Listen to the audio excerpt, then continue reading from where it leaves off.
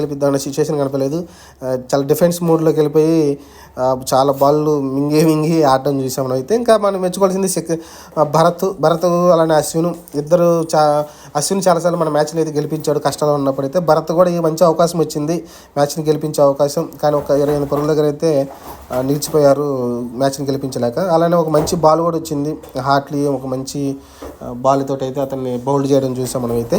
ఇది ఓవరాల్గా ఈ మ్యాచ్ ఇవ్వటమే కారణాలు 2 ఉన్నాయి. బ్యాట్స్మెన్స్ విఫలం కావచ్చు, ముఖ్యంగా అయితే చాలా త్వరగా ఆల్అౌట్ చేయాల్సిన వాళ్ళని అంత దూరం తీసుకెళ్ళి ఎక్కువ ప్రయోగాలు చేసి స్పిన్నర్స్ అయితే ఎక్కువ రన్స్ అయితే ఇవ్వడం చూసాం. అలానే క్యాచ్ మిస్సింగ్ కూడా ఉన్నాయి.